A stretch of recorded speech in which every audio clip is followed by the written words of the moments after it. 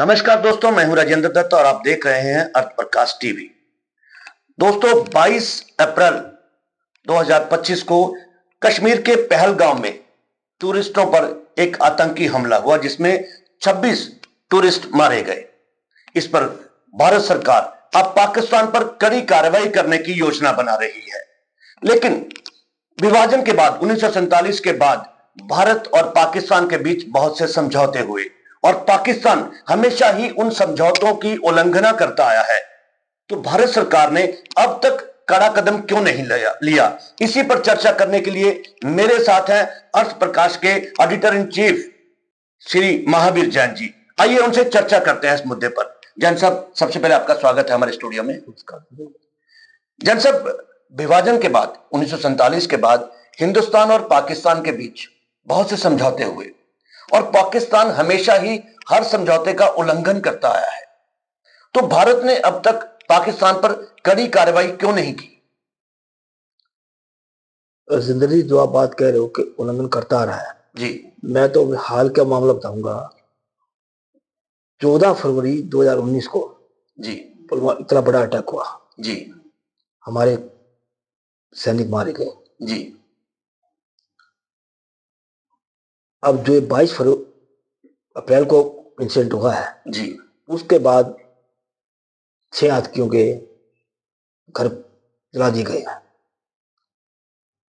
जो केंद्र सरकार अब जागी है, वो बड़े हमले के बाद ही अगर ये हो जाता तो शायद ये हमला ना हो पाता। जी, बिल्कुल ठीक। जो कश्मीर के अंदर, जम्मू कश्मीर में आतंकियों के मकान थे, उनको कल ही रात को ही ब्लास्ट कर दिया गया है।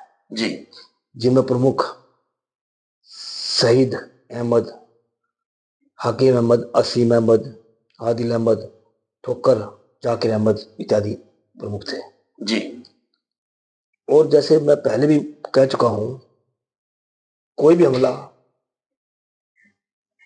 स्थानीय जानकारी वगैरह नहीं होता। बिल्कुल बिल्कुल ठीक कह रहे हैं आप। केंद्र सरकार को सबसे पहले पाकिस्तान के साथ साथ बहुत गंभीरता से इस चीज पर कार्रवाई करने की जरूरत है। जो वहां लोकल जम्मू कश्मीर में जी, सरकार के इस तरह के हमलों में साथ दे रहे हैं, उग्रवादियों का साथ दे रहे हैं, उन पर कार्रवाई करने की जरूरत है। जी, बिल्कुल। आप जैन साहब, मुझे एक चीज और बताइए कि आप जैसा कह रहे हैं और बिल्कुल इसमें कोई दो राय नहीं है कि जो जिनकी पृष्ठभूमि में रही है आतंकवाद से या लोकल कश्मीर के रेजिडेंट है, उनकी पाकिस्तान की एजेंसियों के साथ तार जुड़े हुए हैं। तो केंद्र सरकार को वो लोग कैसे उन पर कार्रवाई करनी चाहिए? नहीं, आप इस 22 अप्रैल वाला इंसिडेंट देखें। एक परिवार, करीब 20 लोग कश्मीर की यात्रा पर जाते हैं। उनमें एक महिला एक घुड़सवार पर बैठी है जी, और वो जो पकड़ा गया है युवक, किस बोली में बात कर रहा है। बिल्कुल ठीक। और उस महिला ने उसकी वीडियो, जहां तक हमारी खुफिया विभाग वहां पहुंचने में काफी हद तक कामयाब हो गई है। तो वही है कि सबसे पहले केंद्र सरकार को पाकिस्तान के साथ इन चीजों पर भी बहुत बारीकी से अध्ययन करने की जरूरत है। लोकल रेजिडेंट्स को पहचान करनी कि कौन सही है। देखिए, सारे गलत नहीं होते, लेकिन सही और गलत की पहचान करनी बहुत जरूरी है। हम रेजिडेंट वर्ड यूज ना करें, इस तरह के जो आतंकवादी हैं उनकी पहचान करने की जरूरत है। जी हाँ, गलत जो लोग हैं, आतंकवाद को प्रमोट करने वाले लोग जो उनकी पहचान करनी बहुत, उनको जड़ से खत्म करने की जरूरत है। सो दोस्तों, जैन साहब ने बिल्कुल ठीक कहा कि समझौतों का उल्लंघन तो पाकिस्तान हमेशा ही करता आया है।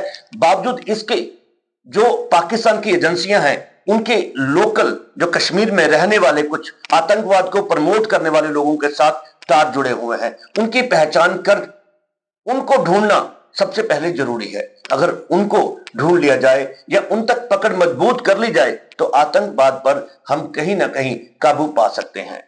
अगर आप कुछ कहना चाहते हैं, कुछ कमेंट करना चाहते हैं, हमारे कमेंट बॉक्स में जाकर कमेंट जरूर करें और देखते रहें अर्थ प्रकाश टीवी। जैन साहब, आप हमारे स्टूडियो आए, आपका बहुत बहुत धन्यवाद।